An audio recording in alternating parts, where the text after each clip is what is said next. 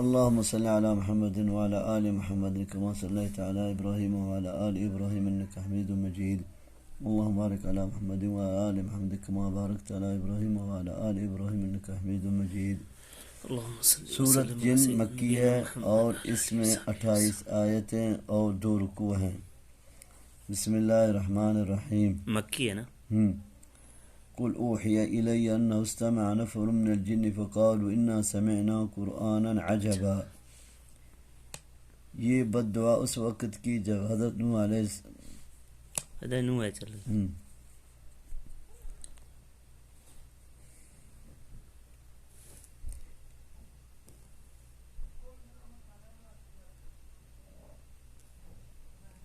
یہ واقعہ سورۃ احقاف 29 کی حاشیہ پر گزر چکا کہ نبی صلی اللہ علیہ وسلم وادی نخلا صحابہ کرام رضی اللہ عنہ کو فجر کی نماز پڑھا رہے تھے کہ کچھ جنوں کا وہاں سے گزر ہوا تو انہوں نے آپ صلی اللہ علیہ وسلم کا قرآن سنا جس سے وہ متاثر ہوئے. یہاں بتلایا جا رہا ہے کہ اس وقت جنوں کا قرآن سننا آپ کے علم میں نہیں آیا بلکہ وحی کے ذریعے سے آپ کو اس سے آگاہ فرمایا گیا. عام وقتی فهمنیات کہتے ہیں عام وقتی ہم چیک پتہ کفتن ہاں جن عشق تھا اور وحی ذریعے جن عشق تھا ہم فجر نما شکل ہاں نخل میں شرائط ہے ہاں شرائط نخل يهدي إلى الرشد فآمنا به ولن نشرك بربنا أحدا وأنه تعالى جد ربنا ما اتخذ صاحبة ولا ولدا وأنه كان يقول سفيهون على الله شططا وأنا ظننا أن لن تقول الإنس والجن على الله كذبا وأنه كان رجال من الإنس يعوذون برجال من الجن فزادوهم رهقا وأنهم ظنوا كما ظننتم أن لن يبعث الله أحدا وأنا لمسنا السماء فوجدناها ملئت حرسا شديدا وشهبا وأنا كنا نقعد منها مقاعد للسمع ومن يستمع الآن يجد له شهابا رصدا. شهاب استرق ہاں شہابات بھی نہیں. عجبا مصدر ہے بطور مبالغہ یا مضاف یا محذوف ہے. ذا عجب یا مصدر اسم فاعل کے معنی ہے. معجبا مطلب ہے کہ ہم نے ایسا قرآن سنا ہے جو فصاحت و بلاغت میں بڑا عجیب ہے یا مواعظ کے اعتبار سے عجیب ہے یا برکت کے لحاظ سے نہایت تعجب انگیز ہے. قرآن کی دوسری صفت ہے کہ وہ راہ راست یعنی حق و ثواب کو واضح کرتا یا اللہ کی معرفت عطا کرتا ہے. یعنی ہم نے تو اس کو سن کر اس بات کی تصدیق کر دی ہے کہ واقعی یہ اللہ کا کلام ہے کسی انسان کا نہیں. اس میں کفار کو توبیخ و تنبیہ ہے کہ جن تو ان کے مرتبہ سن کر ہی اس قرآن پر ایمان لے آئے. تھوڑی سی آیات سن کر ہی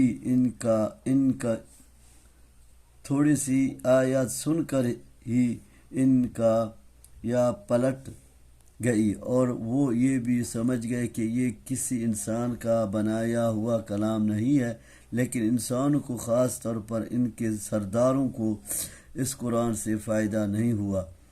ذرا حالانکہ نبی صلی اللہ علیہ وسلم کی زبان مبارک سے انہوں نے متعدد مرتبہ قرآن سنا. علاوہ ازیں تو خود آپ صلی اللہ علیہ وسلم بھی ان ہی میں سے تھے اور ان ہی کی زبان میں آپ ان کو قرآن سناتے تھے نہ اس کی مخلوق میں سے نہ کسی اور معبود کو اس لیے کہ وہ اپنی ربوبیت میں متفرد ہے. جدو کے معنی عظمت و جلال کے ہیں یعنی ہمارے رب کی شان اس سے بہت بلند ہے کہ اس کی اولاد یا بیوی ہو.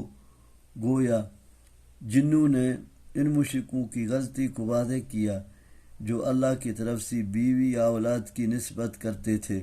انہوں نے ان دونوں کمزوریوں سے رب کی تجزیہ و تقدیس کی. صفیون ہمارے بے وقوف سے بعد نے شیطان مراد لیا اور بعد نے ان کے ساتھی جن اور بعد نے بطور جنس یعنی ہر وہ شخص جو گمان باطل رکھتا ہے کہ اللہ کی اولاد ہے۔ شتتا کے کئی معنی کیے گئے ہیں: ظلم، جھوٹ، باطل، کفر میں مبالغہ وغیرہ۔ مقصد راہ اعتدال سے دوری اور حد سے تجاوز ہے۔ مطلب یہ ہے کہ یہ بات کہ اللہ کی اولاد ہے ان بے وقوفوں کی بات ہے جو راہ اعتدال و ثواب سے دور، حد سے متجاوز اور کاذب و افتراء پر داز ہے۔ اس لیے ہم ان کی تصدیق کرتے رہے اور اللہ کے بارے میں یہ عقیدہ رکھے رہے، حتیٰ کہ ہم نے قرآن سنا تو پھر ہم پر اس عقیدے کا بطلان واضح ہوا۔ زمانہ جاہلیہ میں ایک رواج یہ بھی تھا کہ وہ سفر پر کہیں جاتے تو جس وادی میں قیام کرتے وہاں جنات سے پناہ طلب کرتے، جیسے علاقے کے بڑے آدمی اور رئیس سے پناہ طلب کی جاتی ہے۔ وہ ہند چو مشو گران ہے ہاں ہمڑا اس مردستان والا ہے جنہ چیز پناہ لوٹ ہاں پناہ لوٹتے میں آنی ما سفر آر وگو مردستان والا۔ ہاں اسلام نے اس کو ختم کیا اور صرف ایک اللہ سے پناہ طلب کرنے کی تاکید کی۔ یعنی قرآن کا کٹھی یعنی جب جنات نے یہ دیکھا کہ انسان ہم سے ڈرتے ہیں اور ہماری پناہ طلب کرتے ہیں تو ان کی سرکشی اور تکبر میں اضافہ ہو گیا۔ راہ کا یہاں سرکشی، طغیانی اور تکبر کے مفہوم میں ہے۔ اس کے اصل معنی ہے گناہ اور محارم کو ڈھانکنا، یعنی ان کا ارتکاب کرنا۔ بات ہے کہ دونوں مفہوم ہو سکتے ہیں کہ جیسے کہ ترجمے سے واضح ہے۔ حارسن چوکیدار، نگران کی، اور شہابن شعلہ کی جمع ہے، یعنی آسمانوں پر فرشتے چوکیداری کرتے ہیں کہ آسمانوں کی کوئی بات کوئی اور نہ سن لے، اور یہ ستارے آسمان پر جانے والے شیاطین پر شعلہ بن کر گرتے ہیں اور آسمانی باتوں کی کچھ سن گن پا کر کاہنوں کو بتلا دیا کرتے تھے، جس میں وہ اپنی طرف سے 100 جھوٹ ملا دیا کرتے تھے۔ لیکن بعد محمدیہ کے بعد یہ سلسلہ بند کر دیا گیا۔ اب جو بھی اس نیت سے اوپر جاتا ہے شعلہ اس کی طاق میں ہوتا ہے اور ٹوٹ کر اس پر گرتا ہے۔ اور لجنک تیستار تھا تو بنا سکتے ہیں اون زمانہ کھرار وقت سے ہاں غال ور عشق میں تھا چیئے جھوٹ چیئے ہاں ساتھ نہ یہ گال صحیح ہے باقی کچھ جھوٹ اور قرآن کو مشاہد کروں یہ کھرار بند کٹ جی تھا صحیح ہاں فرشتہ جاگ ہاں لاٹک بھی نہیں شگم جن وَأَنَّا لَا نَدْرِي أَشَرٌ أُرِيدَ بِمَنْ فِي الْأَرْضِ أَمْ أَرَادَ بِهِمْ رَبُّهُمْ رَشَدًا وَأَنَّا مِنَّا الصَّالِحُونَ وَمِنَّا دُونَ ذَلِكَ كُنَّا طَرَائِقَ كِدَدًا وَأَنَّا ظَنَنَّا أَن لَّن نُّعْجِزَ اللَّهَ فِي الْأَرْضِ وَلَن نُّعْجِزَهُ هَرَبًا وَأَنَّا لَمَّا سَمِعْنَا الْهُدَىٰ آمَنَّا بِهِ فَمَنْ يُؤْمِن بِرَبِّهِ فَلَا يَخَافُ بَخْسًا وَلَا رَهَقًا وَأَنَّا مِنَّا الْمُسْلِمُونَ وَمِنَّا الْقَاسِطُونَ فَمَنْ أَسْلَمَ فَأُولَٰئِكَ تَحَرَّوْا رَشَدًا وَأَمَّا الْقَاسِطُونَ فَكَانُوا لِجَهَنَّمَ حَطَبًا وَأَن لَّوْ اسْتَقَامُوا عَلَى الطَّرِيقَةِ لَأَسْقَيْنَاهُم مَّاءً غَدَقًا لِّنَفْتِنَهُمْ فِيهِ وَمَنْ يُعْرِضْ عَن ذِكْرِ رَبِّهِ يَسْلُكْهُ عَذَابًا صَعَدًا وَأَنَّ الْمَسَاجِدَ لِلَّهِ فَلَا تَدْعُوا مَعَ اللَّهِ أَحَدًا۔ یعنی اس حراست آسمانی سے مقصد اہل زمین کے لیے کسی شر کے منصوبے کو پایا تکمیل تک پہنچنا، یعنی ان پر عذاب نازل کرنا ہے، یا بھلائی کا ارادہ یعنی رسول بھیجنا ہے۔ قدد ان چیز کا ٹکرا، سار القوم قدد اس وقت بولتے ہیں جب ان کے احوال ایک دوسرے سے مختلف ہوں، یعنی ہم متفرق جماعت اور مختلف اصناف میں بٹے ہوئے ہیں۔ مطلب ہے کہ جنات میں بھی مسلمان، کافر، یہودی، عیسائی، مجوسی وغیرہ ہیں۔ بعض کہتے ہیں کہ ان میں بھی مسلمانوں کی طرح قدریہ، مرجئہ اور رافضہ وغیرہ ہیں۔ اور مسلمان رازا ہاں شیعہ دست ہے، ہاں سنی دست ہے، ہاں رافضی دست ہے، ہاں مجوسی دست ہے، ہاں کل دست ہے۔ عیسائی، نصارہ۔ ہاں ظن یہاں علم اور یقین کے معنی ہیں، جیسے اور بھی بعض مقامات پر ہے، یعنی نہ اس بات کا اندیشہ ہے کہ ان کی نیکیوں کے اجر و ثواب میں کوئی کمی کر دی جائے گی، اور نہ اس بات کا خوف کہ ان کی برائیوں میں اضافہ ہو جائے گا، یعنی جو نبوت محمدیہ پر ایمان لائے وہ مسلمان، اور اس کے منکر بے انصاف ہیں، قاسط ظالم اور غیر منصف، اور مقسط عادل یعنی ثلاثی مجرد سے ہو تو معنی ظلم کرنے کے، اور مزید فیہ سے ہو تو انصاف کرنے کے۔ اس سے معلوم ہوا کہ انسانوں کی طرح جنات بھی دوزخ اور جنت دونوں میں جانے والے ہوں گے، ان میں جو کافر ہوں گے وہ جہنم میں، اور مسلمان جنات میں جائیں گے۔ یہاں تک جنات کی گفتگو ختم ہو گئی، اب آگے پھر اللہ کا کلام ہے۔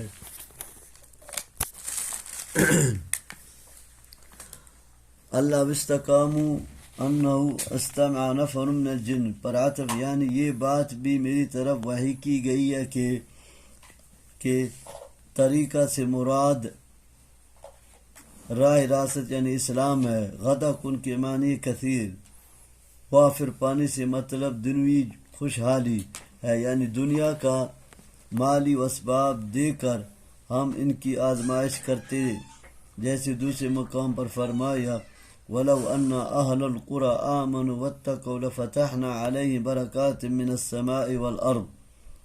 یہی بات اہل کتاب کے ضمن میں بھی فرما گئی ہے، سورۃ مائدہ 66۔ بعد کہتے ہیں اس آیت کا نزول اس وقت ہوا تھا جب کفار قریش پر 61 سالی مسلط کر دی گئی تھی۔ طریقت کے دوسرے معنی گمراہی کے راستے کے کیے گئے ہیں، اس معنی کے لحاظ سے یہ مادی خوشحالی استدراج کے طور پر ہوگی، جیسے دوسرے مقام پر فرمایا فَلَمَّا نَسُوا مَا ذُكِّرُوا بِهِ فَتَحْنَا عَلَيْهِمْ أَبْوَابَ كُلِّ شَيْءٍ۔ آیت سورۃ انعام آیت 44۔ اَيَحْسَبُونَ أَنَّمَا نُمِدُّ بِهِ مِن مَالٍ وَبَنِينَ نُسَارِعُ لَهُمْ فِي الْخَيْرَاتِ۔ امام ابن کثیر کے نزدیک لنفتنم کے معنی پیش نظری، یہ دوسرا مفہوم زیادہ قرین قیاس ہے، جبکہ امام شوکانی کے نزدیک پہلا زیادہ صحیح ہے۔ سعادہ ای عذابا شاکا شدیدا موجعا مؤلما، ابن کثیر نے سخت المناک عذاب۔ مسجد کے معنی سجدہ گاہ کے ہیں، سجدہ بھی ایک رکن نماز ہے، اس لیے نماز پڑھنے کی جگہ کو مسجد کہا جاتا ہے۔ آیت کا مطلب واضح ہے کہ مسجدوں کا مقصد صرف ایک اللہ کی عبادت ہے، اس لیے مسجدوں میں کسی اور کی عبادت، کسی اور سے دعا مناجات، کسی اور سے استغاثہ و استداد جائز نہیں۔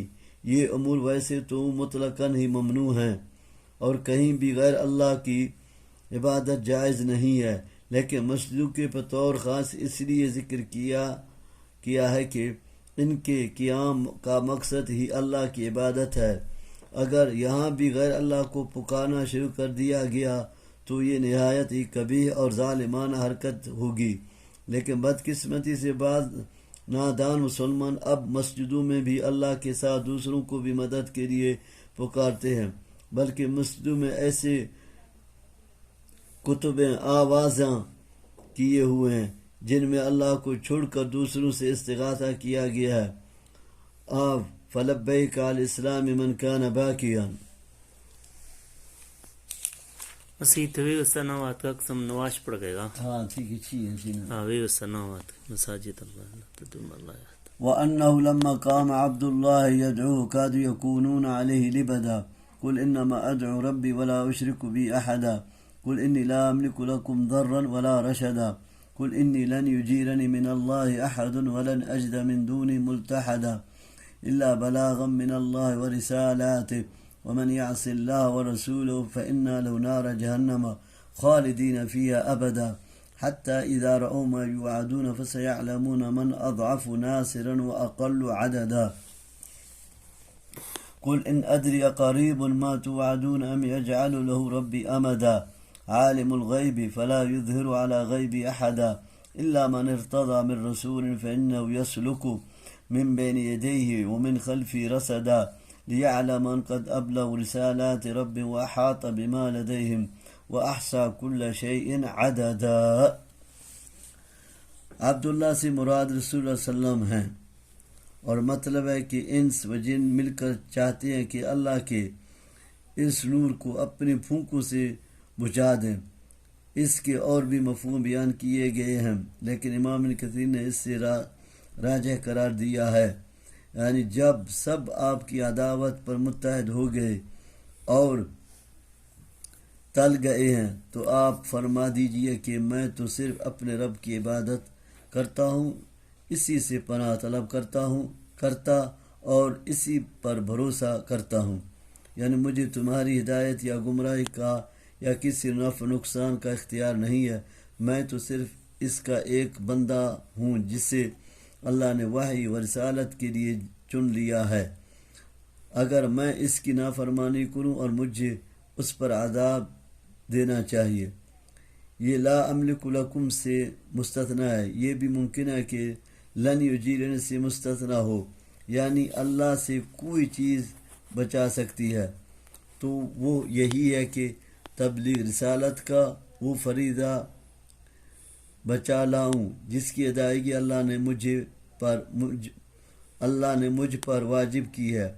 رسالت کا عطف اللہ پر ہے یا بلاغہ پر، یہ پھر عبارت اس طرح ہے الا ان ابلغ عن اللہ واعمل برسالاتہ، یا مطلب یہ کہ یہ نبی صلی اللہ علیہ وسلم اور مؤمنین کی عداوت اور اپنے کفر پر مصر رہیں گے یہاں تک کہ دنیا یا آخرت میں وہ عذاب دیکھ لیں جس کا ان سے وعدہ کیا جاتا ہے، یعنی اس وقت ان کو پتہ لگے گا کہ مؤمنوں کا مددگار کمزور ہے یا مشرکوں کا، اور اہل توحید کی تعداد کم ہے یا غیر اللہ کے پجاریوں کی۔ مطلب یہ ہے کہ پھر مشرکین کا تو سرے سے کوئی مددگار ہی نہیں ہوگا، اور اللہ کے ان گنت لشکروں کے مقابلے میں ان مشرکی کی تعداد بھی آٹے میں نمک کر برابر ہی ہوگی۔ مطلب یہ ہے کہ عذاب یا قیامت کا علم یا غیب سے تعلق رکھتا ہے جس کو صرف اللہ تعالیٰ ہی جانتا ہے کہ وہ قریب ہے یا دور، یعنی اپنے پیغمبر کو بعض امور غیب سے مطلع کر دیتا ہے جن کا تعلق یا تو اس کے فرائض رسالت سے ہوتا ہے یا وہ اس کی رسالت کی صداقت کی دلیل ہوتے ہیں، اور ظاہر بات ہے کہ اللہ کے مطلع کرنے سے پیغمبر عالم الغیب نہیں ہو سکتا، کیونکہ پیغمبر بھی اگر عالم الغیب ہو تو پھر اس پر اللہ کی طرف سے غیب کے اظہار کا کوئی مطلب ہی نہیں رہتا۔ اللہ تعالیٰ اپنے غیب کا اظہار ہی اس وقت اور اسی رسول پر کرتا ہے جس کو پہلے اس غیب کا علم نہیں ہوتا، اس لیے عالم الغیب صرف اللہ ہی کی ذات ہے، جیسا کہ یہاں بھی اس کی صراحت فرمائی گئی ہے۔ یا نزول وحی کے وقت پیغمبر کے آگے پیچھے فرشتے ہوتے ہیں جو شیاطین اور جنات کو وحی کی باتیں سننے نہیں دیتے۔ لیعلم میں ضمیر کا مرجع کون ہے؟ یعنی رسول سے وحی اللہ پلو مناکتا وحی مناکتا کو ڈالا دیتا نا چین اس نے عالم الغیب اچھا چیز ملائکت شیاطین نہیں لگتا تھا، ہاں نہیں لگتا ماشے پتہ بات ہاں، اور ان نزول وحی کے وقت وقت یا نزول وحی کے وقت پیغمبر کے آگے پیچھے فرشتے ہوتے ہیں جو شیاطین اور جنات کو وحی کی باتیں سننے نہیں دیتے۔ لیعلم میں ضمیر کا مرجع کون ہے؟ بعض کے نزدیک صلی اللہ علیہ وسلم ہیں تاکہ آپ جان لیں کہ آپ سے پہلے رسولوں نے بھی اللہ کا پیغام اسی طرح پہنچایا جس طرح آپ نے پہنچایا، یا نگران فرشتوں نے اپنے رب کا پیغمبر تک پہنچا دیا اور بعد نے اس کا مرجع اللہ کو بنایا ہے۔ اس صورت میں مطلب ہوگا کہ اللہ تعالیٰ اپنے پیغمبروں کی فرشتوں کے ذریعے سے حفاظت فرماتا ہے تاکہ وہ فریضہ رسالت کی ادائیگی صحیح طریقے سے کر سکیں۔ نیز وہ اس وحی کی بھی حفاظت فرماتا ہے جو پیغمبروں کو کی جاتی ہے کہ تاکہ وہ جان لے کہ انہوں نے اپنے رب کے پیغامات لوگوں کو تک ٹھیک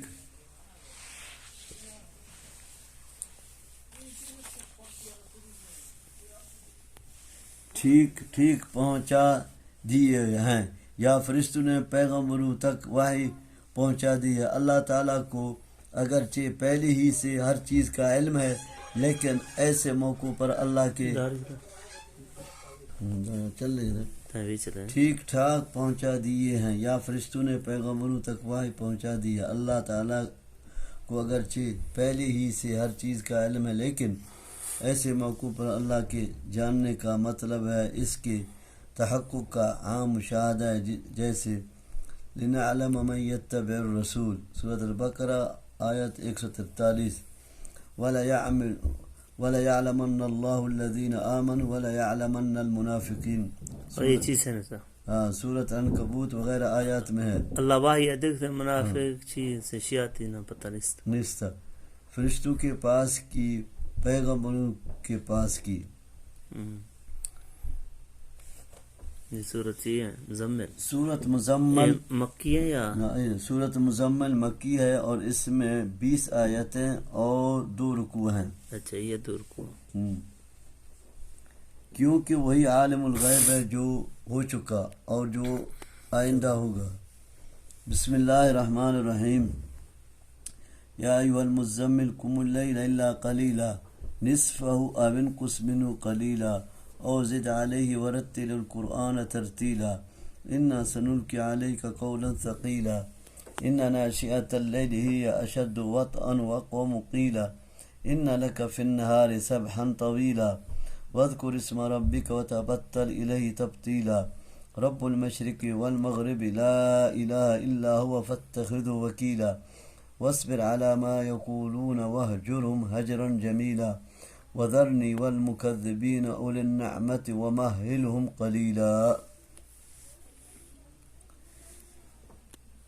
کیونکہ وہی عالم الغیب ہے جو ہوگا، جو ہو چکا اور جو آئندہ ہوگا، سب کا اس نے شمار کر رکھا، یعنی اس کے علم میں ہے۔ جس وقت ان آیات کا نزول ہوا نبی صلی اللہ علیہ وسلم چادر اڑ کر لیٹے ہوئے تھے۔ اللہ نے آپ کی اس کیفیت کو بیان کرتے ہوئے خطاب فرمایا، مطلب ہے کہ اب چادر چھوڑ دیں اور رات کو تھوڑا قیام کریں، یعنی نماز تہجد پڑھیں۔ کہا جاتا ہے کہ اس حکم کی بنا پر نماز تہجد آپ کے لیے واجب تھی۔ رسول صلی اللہ علیہ وسلم کا واجب ہے، ہاں واجب ہے۔ ہاں اللہ کے لیے یہ قلیلہ سے بدل ہے، یعنی یہ قیام نصف رات سے کچھ کم ثلث یا کچھ زیادہ 2 ثلث ہو تو کوئی حرج نہیں ہے۔ چنانچہ حدیث میں آتا ہے کہ آپ کی قرأت ترتیل کے ساتھ ہی ہوتی تھی اور آپ نے اپنی امت کو بھی ترتیل کے ساتھ یعنی ٹھہر ٹھہر کر پڑھنے کی تلقین کی ہے۔ رات کا قیام چونکہ نفس انسانی کے لیے بالعموم گران ہے، اس لیے یہ جملہ معترضہ کے طور پر فرمایا کہ ہم اس سے بھی بھاری بات تجھ پر نازل کریں گے، یعنی قرآن جس کے احکام و فرائض پر عمل، اس کے حدود کی پابندی اور اس کی تبلیغ و دعوت ایک بھاری اور جاں کسر عمل ہے، یعنی بعد نے ثقالت بھاری پن سے وہ بوجھ مراد لیا جو وحی کے وقت نبی صلی اللہ علیہ وسلم پر پڑتا تھا، جس سے سخت سردی میں بھی آپ پسینے سے شرابور ہو جاتے۔ اس کا دوسرا مفہوم کہ رات کی تنہائیوں میں کان معانی قرآن کے فہم میں دل کے ساتھ زیادہ مواقفت کرتے ہیں جو ایک نماز تہجد میں پڑھتا ہے۔ زیادہ فہم کا ہے، یعنی انسان نفس کا سے گران بھی نفس انسان کے لیے بالعموم گران ہے اس کا۔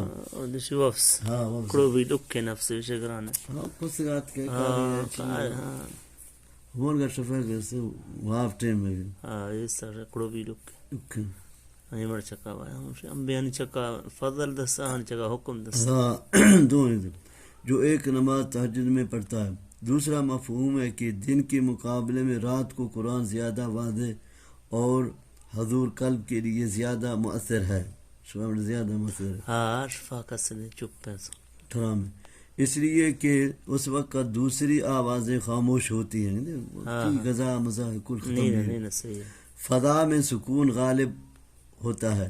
اس وقت نمازی جو پڑھتا ہے وہ آوازوں کے شور اور دنیا کے ہنگاموں کی نظر نہیں ہوتا بلکہ نمازی اس سے خوب محفوظ ہوتا اور اس کی اثر آفرینی کو محسوس کرتا ہے. سبح کے معنی ہیں جری والدوران چلنا اور گھومنا پھرنا، یعنی دن کے وقت دنیاوی مصروفیتوں کا ہجوم رہتا ہے. یہ پہلی بات ہی کی تائید ہے، یعنی رات کو نماز اور تلاوت زیادہ مفید اور مؤثر ہے، یعنی اس پر مداومت کر دن ہو یا رات اللہ کی تسبیح و تحمید اور تکبیر و تحلیل کرتا رہا. تبصر کے معنی انقطاع اور علیحدگی کے ہیں، یعنی اللہ کی عبادت اور اس سے دعا و مناجات کے لیے یکسو اور ہمہ تن اس کی طرف متوجہ ہو جانا. یہ رہبانیت سے مختلف چیز ہے. رہبانیت تو تجرد اور ترک دنیا ہے جو اسلام میں ناپسندیدہ چیز ہے، اور تبصر کا مطلب ہے امور دنیا کی ادائی کے ساتھ عبادت میں اشتغال، خشوع و خضوع اور اللہ کی طرف سے یکسوئی. یہ محمود مطلوب ہے.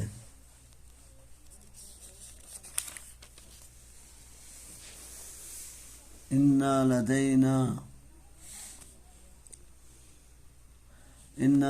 أنكالا وجحيما وطعاما ذا غصة وعذابا أليما يوم ترجف الأرض والجبال وكانت الجبال كثيبا مهيلا إنا أرسلنا إليكم رسولا شاهدا عليكم كما أرسلنا إلى فرعون رسولا فعصى فرعون الرسول فأخذناه أخذا وبيلا فكيف تتقون إن كفرتم يوما يجعل الولدان شيبا السماء منفطر به كان وعده مفعولا إن هذه تذكرة فمن شاء اتخذ إلى ربي سبيلا إن ربك يعلم أنك تقوم أدنى من ثلثي الليل ونصفه وثلثه وطائفة من الذين معك والله يقدر الليل والنهار علم أن لن تحصوه فتاب عليكم فاقرأوا ما تيسر من القرآن علم أن سيكون منكم مرضى وآخرون يضربون في الأرض.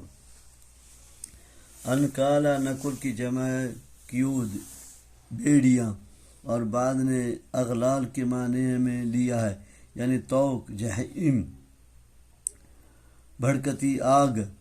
ذا غصت حلق میں اٹک جانے والا، نہ حلق سے نیچے اترے اور نہ باہر نکلے. یہ زقوم یا ذری کا کھانا ہوگا. ذری ایک کاٹنے اور جھاڑی ہے جو سخت بدبو دار اور زہری ہوتی ہے.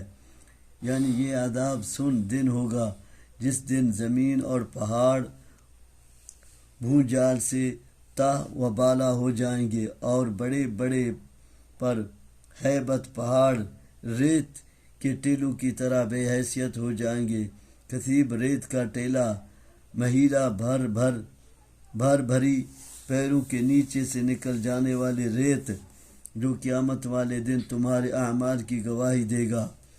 اس میں اہل مکہ کو جو تنبیہ ہے کہ تمہارا حشر بھی وہی ہو سکتا ہے جو فرعون کا موسیٰ علیہ السلام کی تکذیب کی وجہ سے ہوا. شیب اشیاب کی جمع جو قیامت والے دن قیامت کی ہولناکیوں سے فلوا کے بچے بوڑھے ہو جائیں گے، یا تمثیل کے طور پر ایسا کہا گیا ہے. حدیث میں بھی آتا ہے قیامت والے دن اللہ آدم علیہ السلام کو کہے گا کہ اپنی اولاد میں سے جہنم کے لیے نکال لے. حضرت آدم علیہ السلام فرمائے گا یا اللہ کس طرح؟ اللہ تعالیٰ فرمائے گا ہر 1000 میں سے 999 اس وقت حمل والی عورتوں کا حمل گر جائے گا اور بچے بوڑھے ہو جائیں گے۔ یہ بات صحابہ کرام رضی اللہ کو بہت شاک گزری اور ان کے چہرے فک ہو گئے، تو نبی کریم صلی اللہ علیہ وسلم نے فرمایا کہ قوم یاجوج و ماجوج میں 999 ہوں گے، اور تم سے ایک اللہ کی رحمت سے مجھے امید ہے کہ تمام جنتیوں میں سے آدھا تم ہم لوگ ہوں گے۔ الحدیث میں امت سم نے بھی ہاں، یہ یوم کی دوسری صفت ہے۔ اس دن ہولناکی سے آسمان پھٹ جائے گا، یعنی اللہ تعالیٰ نے جو بعث بعد الموت، حساب کتاب، جنت دوزخ کا وعدہ کیا ہوا ہے، یہ یقینا لا محالہ ہو کر رہنا ہے۔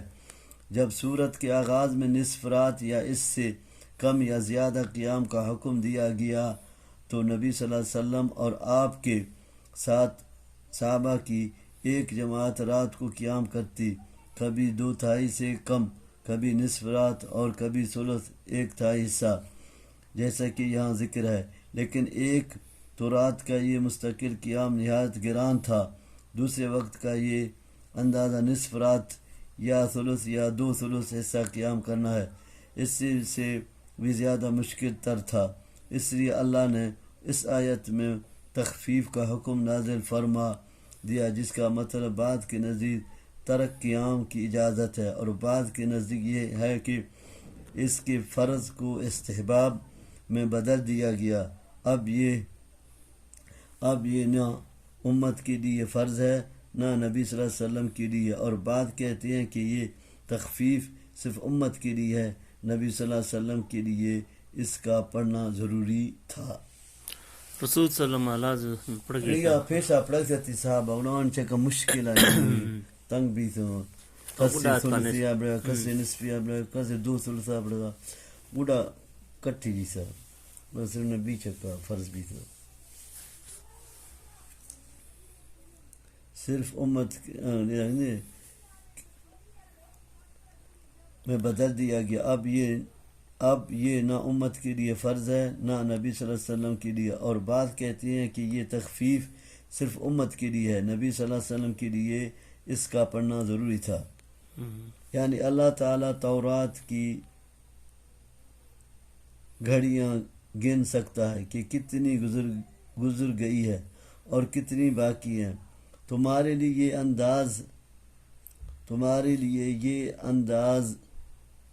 اندازہ ناممکن ہے، جب تمہارے لیے رات کے گزرنے کا صحیح اندازہ ممکن ہی نہیں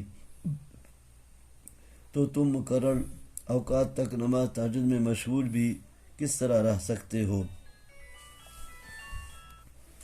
یعنی اللہ تعالیٰ تو رات کی گھڑیاں یعنی اللہ نے قیام اللیل کے حکم کے منسوخ کر دیا، اور اب صرف اس کا استحباب باقی رہ گیا ہے، اور وہ بھی وقت کی پابندی کے بغیر نصف شب یا ثلث شب یا 2/3 کی پابندی بھی ضروری نہیں۔ اگر تم تھوڑا سا وقت صرف کر کے 2 رکعت بھی پڑھ لو گے تو عند اللہ قیام اللیل کے اجر کے مستحق قرار پاؤ گے۔ تاہم اگر کوئی شخص 8 رکعت تہجد کا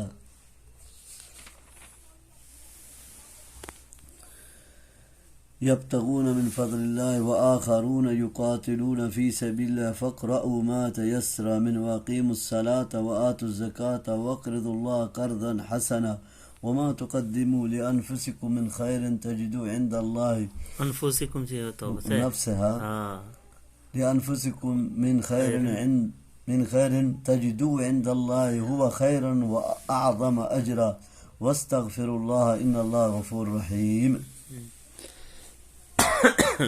اہتمام کرے گا جیسا کہ نبی صلی اللہ علیہ وسلم کا معمول تھا تو یہ زیادہ بہتر ہوگا، اور نبی صلی اللہ علیہ وسلم کا متبع قرار پائے گا۔ فقرؤ کا مطلب ہے فصلو، اور قرآن سے مراد الصلاۃ ہے۔ قیام اللیل میں چونکہ قیام لمبا ہوتا ہے اور قرآن زیادہ پڑھا جاتا ہے، اس لیے نماز تہجد کو ہی قرآن سے تعبیر کر دیا گیا ہے، جیسے نماز میں سورۃ فاتحہ نہایت ضروری ہے، اس لیے اللہ تعالیٰ نے حدیث میں قدسی میں جو سورہ فاتحہ کی تفسیر میں گزر چکی ہے، سورہ فاتحہ کو نماز سے تعبیر فرمایا ہے، قسمت صلاتی بینی و بین عبدی الحدیث۔ اس لیے جتنا قرآن پڑھنا آسان ہو پڑھ لو، کا مطلب ہے رات کو جتنی نماز پڑھ سکتے ہو پڑھ لو۔ اس کے لیے نہ وقت کی پابندی ہے اور نہ رکعت کی۔ اس آیت میں سے بعض لوگ استدلال کرتے ہوئے کہتے ہیں کہ نماز میں سورۃ فاتحہ پڑھنی ضروری نہیں ہے، جتنا کسی کے لیے آسان ہو پڑھ لے۔ اگر کوئی ایک آیت بھی کہیں سے پڑھ لے گا تو نماز ہو جائے گی، لیکن اول تو یہاں قراءت بمعنی نماز ہے، جیسا کہ ہم نے بیان کیا۔ اس لیے آیت کا تعلق اس بات سے نہیں ہے کہ نماز میں کتنی قراءت ضروری ہے، یا دوسرے اگر اس کا تعلق قراءت سے ہی مان لیا جائے تب بھی یہ استدلال اپنے اندر کوئی قوت نہیں رکھتا، کیونکہ ما تیسر کی تفسیر جو خود نبی صلی اللہ علیہ وسلم نے فرما دی ہے کہ وہ کم سے کم قراءت جس کے بغیر نماز نہیں ہوگی وہ سورۃ فاتحہ ہے۔ اس لیے آپ صلی اللہ علیہ وسلم نے فرمایا ہے کہ یہ ضرور پڑھو، جیسا کہ صحیح اور نہایت قوی اور واضح احادیث میں یہ حکم ہے۔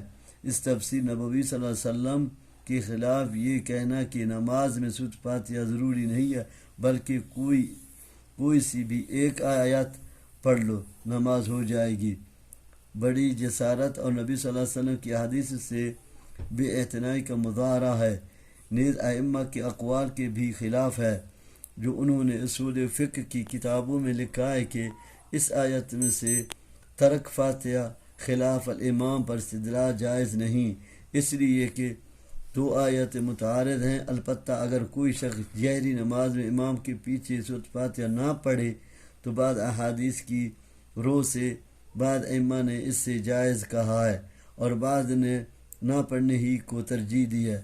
تفسیر کے لیے فریضۃ فاتحہ خلف الامام پڑھ تحریر کر دا کتب الملاحظہ فرمائے، یعنی تجارت اور کاروبار کے لیے سفر کرنا اور ایک شہر سے دوسرے شہر میں یا ایک ملک سے دوسرے ملک میں جانا پڑے گا۔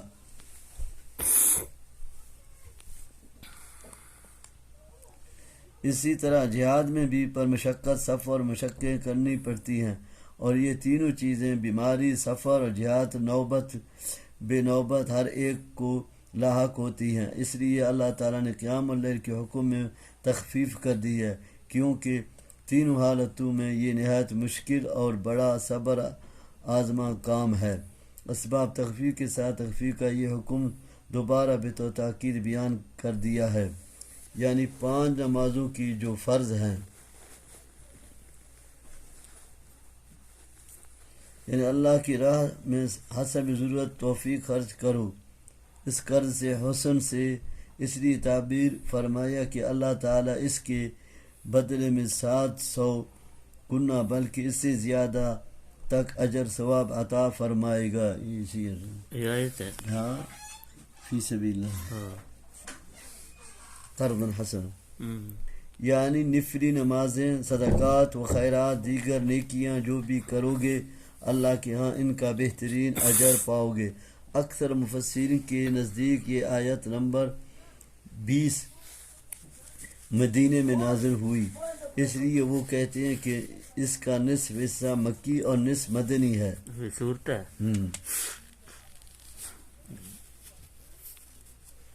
سب سے پہلی جو وحی نازل ہوئی وہ ہے اقرأ بسم ربک الذی خلق ہے۔ اس کے بعد وحی میں وقفہ ہو گیا اور نبی صلی اللہ علیہ وسلم سخت مضطرب اور پریشان رہتے۔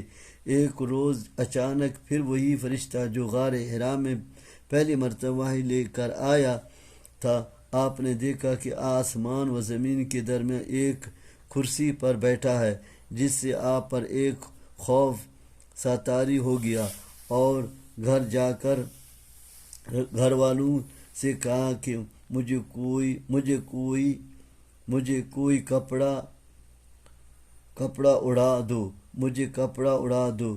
چنانچہ انہوں نے آپ کے جسم پر ایک کپڑا ڈال دیا۔ اسی حالت میں یہ وحی نازل ہوئی. صحیح صورت ہے. ہاں مدثر ہے ایوہ المدثر. ہاں ہاں سورت مدثر مکی ہے اور اس میں 56 آیتیں اور 2 رکوع ہیں. بسم اللہ الرحمن الرحیم. یا ایوہ المدثر، اے کپڑا اڑنے والے.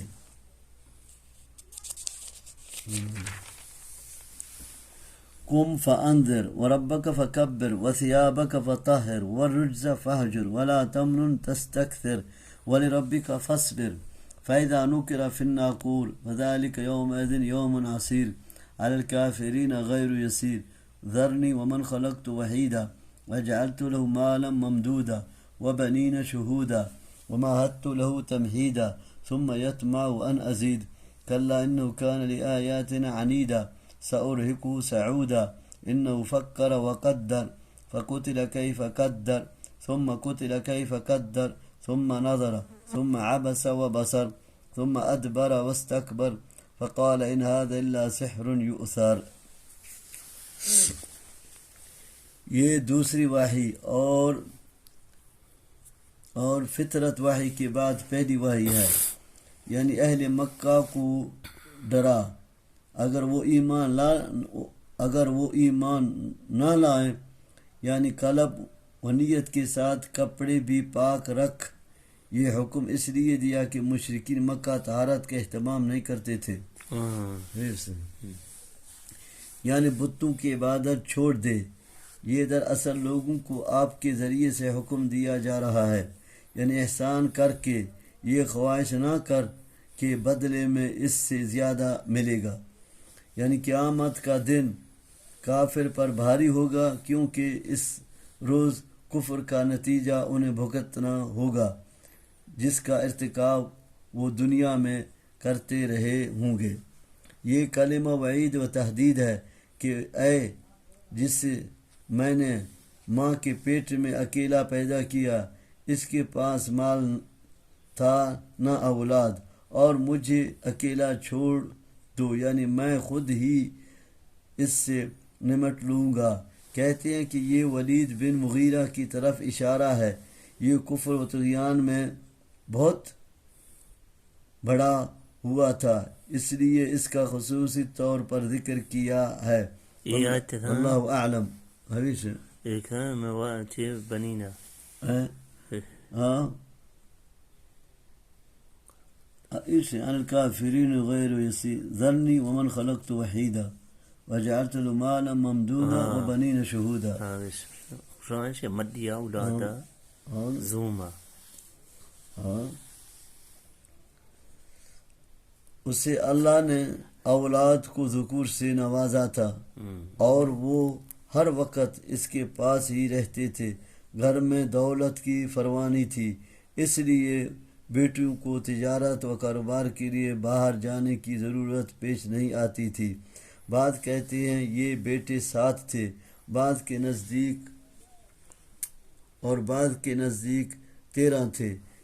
ہاں ان میں سے 3 مسلمان ہو گئے تھے، خالد، ہشام اور ولید بن ولید رضی اللہ عنہما. خالد شام ہشام ہاں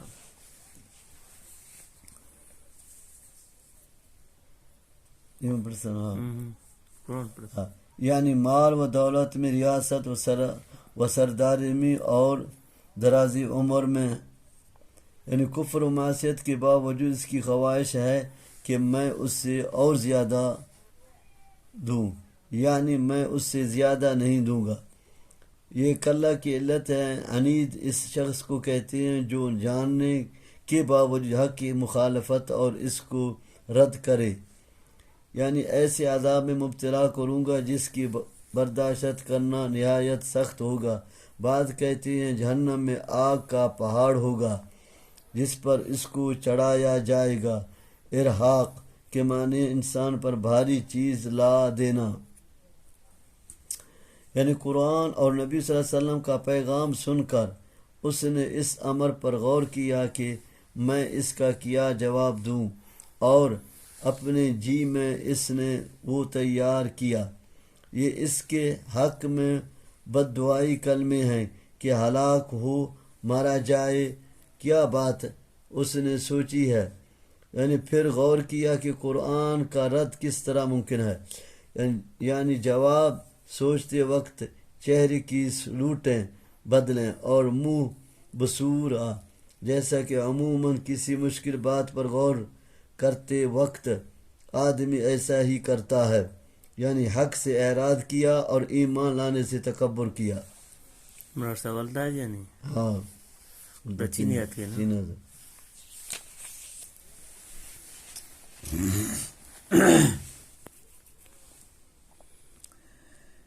إن هذا إلا قول البشر سأصليه سقر وما أدراك ما سقر لا تبكي ولا تذر لواحة للبشر عليها 19 وما جعلنا أصحاب النار إلا ملائكة وما جعلنا عدتهم إلا فتنة للذين كفروا ليستيقن الذين أوتوا الكتاب ويزداد الذين آمنوا إيمانا ولا يرتاب الذين أوتوا الكتاب والمؤمنون وليقول الذين في قلوبهم مرض والكافرون ماذا أراد الله بهذا مثلا كذلك يذل الله من يشاء ويهدي من يشاء وما يعلم جنود ربك إلا هو وما هي إلا ذكرى للبشر كلا والقمر والليل إذ أدبر والصبح إذا أسفر إنا لإحدى الكبر نذيرا للبشر لمن شاء منكم أن يتقدم أو يتأخر۔ یعنی کسی سے یہ سیکھ آیا اور وہاں سے نقل کر لایا ہے اور دعویٰ کر دیا کہ اللہ کا ناظر کردہ ہے۔ عمر سے ہیں ان سورہ سے ہیں خسے کر تو سیکھ سوار بشری ہاں بشری نے کہا دوزخ کے ناموں یا دراجات میں سے ایک کا نام سکر بھی ہے۔ ان کے جسموں پر گوشت چھوڑے گی نہ ہڈی، یا مطلب ہے جہنمی کو زندہ چھوڑے گی نہ مردہ، لا یموت فیہا ولا یحیا، یعنی جہنم پر بطور دربان 19 فرشتے مقرر ہیں۔ یہ مشرکین قریش کا رد ہے جب جہنم کے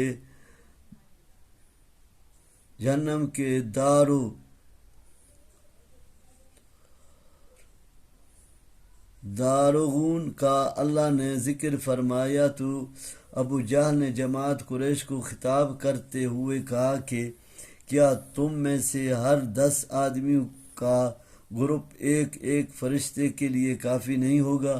بعد کہتے ہیں کہ کلدہ نامی شخص نے جسے اپنی طاقت پر بڑا گھمنڈ تھا کہا تم سب صرف 2 فرشتے سنبھال لینا، 17 فرشتوں کو تو میں اکیلا ہی کافی ہوں۔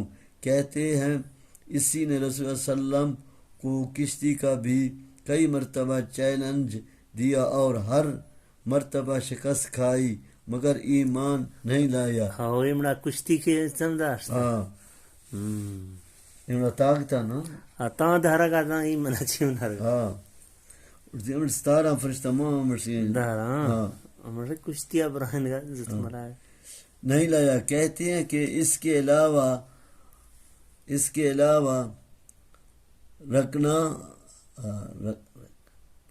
رکانہ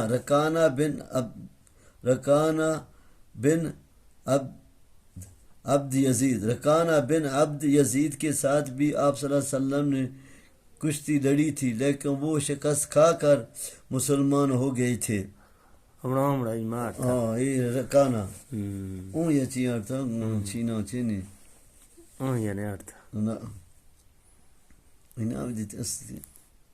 کلدہ مطلب یہ ہے کہ یہ تعداد بھی ان کی استہزاء یعنی آزمائش کا سبب بن گئی، یعنی جان لیں کہ یہ رسول پر حق ہے اور اس نے وہی بات کی ہے جو پچھلی کتابوں میں بھی درج ہے کہ اہل کتاب نے ان کے پیغمبر کی بات کی تصدیق کی ہے۔ بیمار دل والوں سے مراد منافقین ہیں یا پھر وہ ہیں جن کے دلوں میں شکوک تھے، کیونکہ مکے میں منافقین نہیں تھے۔ یعنی یہ پوچھیں گے کہ اس تعداد کو یہاں ذکر کرنے میں اللہ کی کیا حکمت ہے، یعنی گزشتہ گمراہ کی طرح جسے چاہتا ہے گمراہ اور جسے چاہتا ہے راہ یاب کرتا ہے۔ اس میں جو حکمت بالغہ ہوتی ہے اسے صرف اللہ ہی جانتا ہے۔ یعنی یہ کفار مشرکین سمجھتے ہیں کہ جہنم میں 19 فرشتے ہی تو ہیں نا، جن پر قابو پانا کون سا مشکل کام ہے۔ 19 ہے نا، ہاں 19 فرشتے ہیں، لیکن ان کو معلوم نہیں کہ رب کے لشکر تو اتنے ہیں کہ جنہیں اللہ کے سوا کوئی جانتا نہیں۔ صرف فرشتے ہی اتنی تعداد میں ہیں کہ 70,000 فرشتے روزانہ اللہ کی عبادت کے لیے بیت المعمور میں داخل ہوتے ہیں، پھر قیامت تک ان کی باری نہیں آئے گی۔ یعنی یہ جہنم اور اس پر مقرر فرشتے انسانوں کی بندو و نصیحت کے لیے ہیں کہ شاید وہ نافرمانیوں سے باز آ جائیں۔ کلا، یہ اہل مکہ کے خیالات کی نفی ہے، یعنی جو وہ سمجھتے ہیں کہ ہم فرشتوں کو مغلوب کر لیں گے، ہرگز ایسا نہیں ہوگا۔ قسم ہے چاند کی اور رات کی جب وہ پیچھے ہٹے یعنی جانے لگیں۔ یہ جواب قسم ہے کبرا کی جمع ہے۔ 3 نہایت اہم چیزوں کی قسموں کے بعد اللہ نے جہنم کی بڑائی اور ہولناکی کو بیان کیا ہے، جس سے اس کی بڑائی میں کوئی شک نہیں رہتا۔ یعنی یہ جہنم ڈرانے والی ہے، یا اس نذیر سے مراد نبی صلی اللہ علیہ وسلم ہے یا قرآن ہے، کیونکہ قرآن بھی اپنے بیان کردہ وعدہ وعید کے اعتبار سے انسانوں کے لیے نذیر ہے۔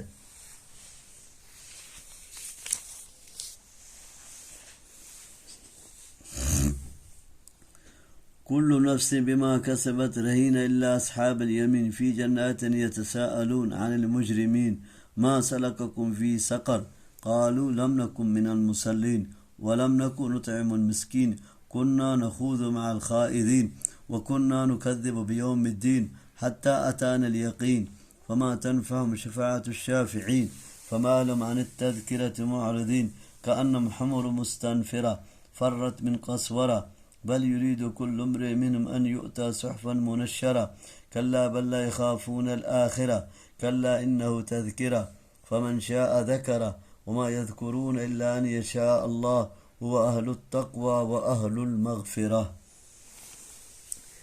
یعنی ایمان و اطاعت میں آگے بڑھانا چاہیے یا اس سے پیچھے ہٹانا چاہیے۔ مطلب ہے کہ انذار ہر ایک کے لیے ہے جو ایمان لائے یا کفر کرے۔ رہن گروی رکھنے کو کہتے ہیں، رہن گروی رکھنے کو کہتے ہیں، یعنی ہر شخص اپنے عمل کا گروی ہے، وہ عمل اسے عذاب سے چھڑا لے گا، اگر نیک ہوگا یا اسے ہلاک کرا دے گا اگر برا ہوگا۔ یعنی وہ اپنے گناہوں کے اسیر نہیں ہوں گے بلکہ اپنے نیک اعمال کی وجہ سے آزاد ہوں گے۔ فی جنات اصحاب الیمین سے حال ہے، اہل جنت بالا خانوں میں بیٹھے جہنمیوں سے سوال کریں گے۔ نماز حقوق اللہ میں سے اور مساکین کو کھلانا حقوق العباد میں سے ہے۔ مطلب یہ ہوا کہ ہم نے اللہ کے حقوق ادا کیے نہ بندوں کے، یعنی گج بحثی اور گمراہی کی حمایت میں سرگرمی سے حصہ لیتے تھے۔ یقین کے معنی موت کے ہیں، جسے دوسرے مقام پر ہے وَاعْبُدْ رَبَّكَ حَتَّى يَأْتِيَكَ الْيَقِينُ، سورۃ الحجر 99۔ یعنی جو صفات مذکورہ کا حامل ہوگا اسے کسی کی شفاعت بھی فائدہ نہیں پہنچائے گی، اس لیے کہ وہ کفر کی وجہ سے محض شفاعت ہی نہیں ہوگا۔ شفاعت تو صرف ان کے لیے مفید ہوگی جو ایمان کی وجہ سے شفاعت کے قابل ہوں گے۔ اللہ کی طرف سے شفاعت کی اجازت بھی انہیں کے لیے ملے گی، نہ کہ ہر ایک کے لیے۔ یعنی یہ حق سے نفرت اور اعراض کرنے میں ایسے ہیں جیسے وحشی خوف زدہ گدھے شیر سے بھاگتے ہیں جب وہ ان کا شکار کرنا چاہے۔ قسورہ بمعنی شیر، بعض نے تیر اندازی معنی بھی کیے ہیں، یعنی ہر ایک کے ہاتھ میں اللہ کی طرف سے ایک ایک کتاب مفتوح نازل ہو جس میں لکھا ہو کہ محمد صلی اللہ علیہ وسلم اللہ کے رسول ہیں۔ بعض نے اس کا مفہوم یہ بیان کیا کہ بغیر عمل کے یہ عذاب سے برات چاہتے ہیں، یعنی ہر ایک کو پروانہ نجات مل جائے، یعنی ان کے فساد کی وجہ ان کا آخرت پر عدم ایمان اور اس کی تکذیب ہے جس نے انہیں بے خوف کر دیا ہے۔